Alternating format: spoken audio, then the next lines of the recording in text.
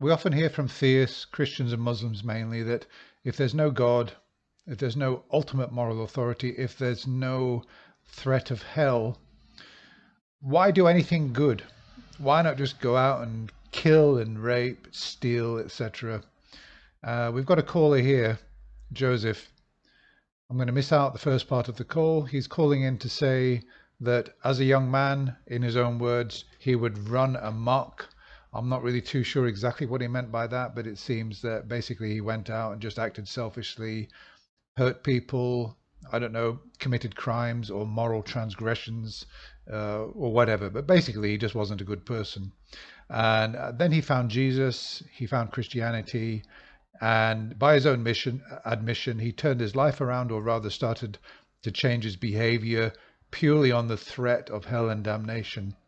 So he's had quite a long chat with both Jim and Matt, and we're going to join the call fairly near towards the end of the conclusion, because now he's saying that he's an old man, because they've pointed out to him, you really were never a good person, and you still aren't now. It's just a threat of hell that you've changed your behavior. Christianity hasn't really changed you.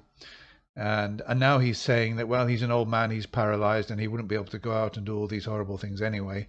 So that's really now what's keeping him from doing these things, not so much the Christianity. Well, it's all a bit confusing, but let's have a listen to the last 5 or 6 minutes and see what happens. Would you do terrible things if you were convinced that there wasn't a hell? Not now, because I'm too old. I can't. I'm stuck home and I'm paralyzed, so I can't do nothing but lay in bed. Oh, my God. So there you go. Joseph. That's the reality of it all.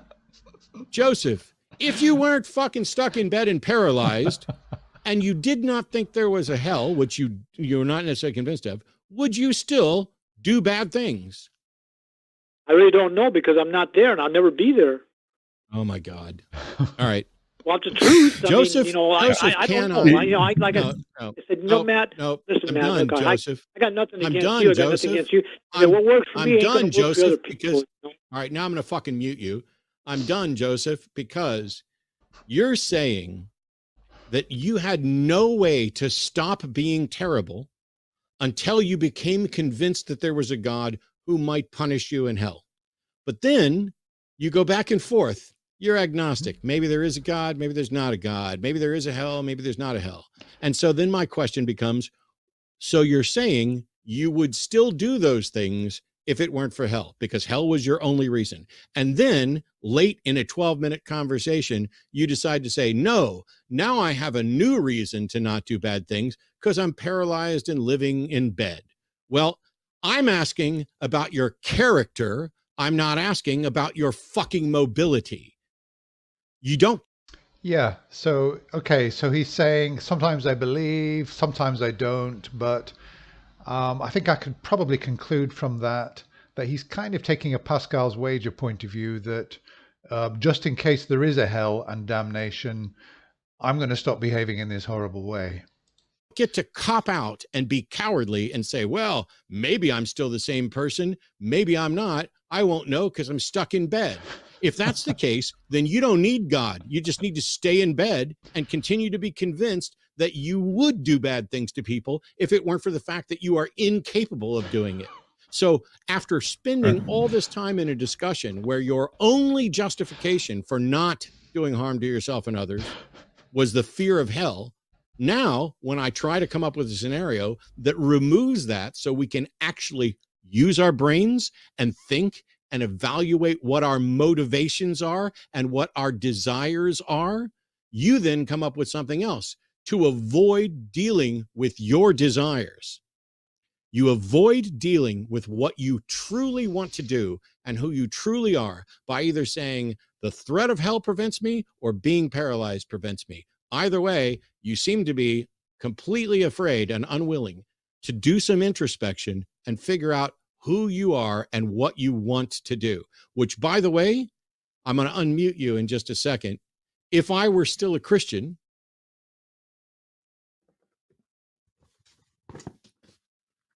let me move my glasses. I would point out that you, sir, are a terrible Christian. Christianity is about the truth of Christ the Redeemer. It's not about trying to avoid hell or consequences. You can't fool a God. And if your only reason for doing that is the threat of hell, you're not a good person, and you never were, and you never will be. And Christianity didn't make you one, and you're not going to be able to fool a God. So you've gone from, I don't care about anybody, to, well, Christianity makes me want to act like I care about people, so I will, to, yeah, but now I'm stuck in bed, paralyzed, so I don't even have to bother doing an inventory of myself. So here you are in late life, and you're sitting here going, yeah, I think I'm fooled myself into thinking I'm a better person. Well, you didn't fool me. Yeah, I always thought that the Christianity is supposed to be a transformational kind of religion, that if you are a bad person and you surrender yourself to Jesus the Savior, open your heart to Jesus, you will be filled with the light of the love of Jesus, and that will sort of make you love everybody and naturally be good to people. Not that you're afraid of hell. This is the reason I'm not going to do bad things, not because the love of Jesus has filled me with this light and suddenly I can see the whole joy and beauty of creation and all people. I love all people. I love my neighbor, and I really do love my neighbor. It's not that I'm loving my neighbor because I'm afraid I'm going to go to hell if I don't, but it's a transformational religion. But no, he's saying that it's purely the fear of hell. But he's going to backtrack on that. Have a listen to that.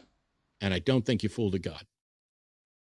And just to continue with that line of thought, you are still avoiding the consequences of your choices.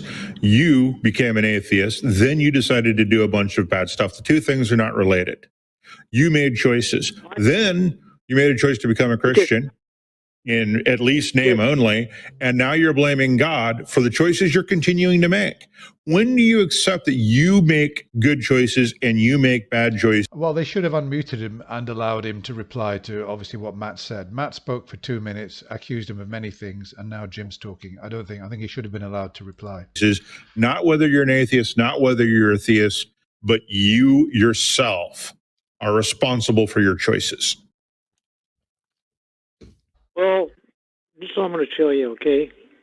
The night I got in my accident, I was bringing diapers and formula and food to somebody that didn't have anything, and that's the night I got hit by a car. I started changing my life.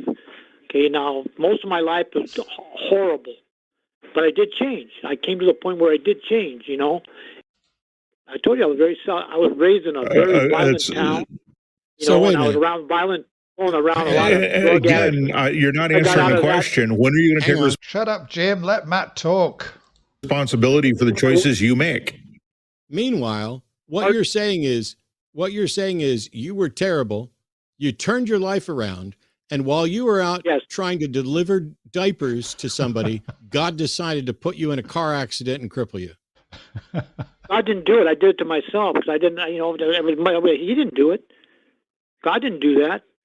Did God I didn't create? pay attention when I came out of the driveway. You know, well, how did he do it to himself? He was out delivering diapers to somebody who didn't have anybody. He was doing didn't have anything. He was doing a good deed.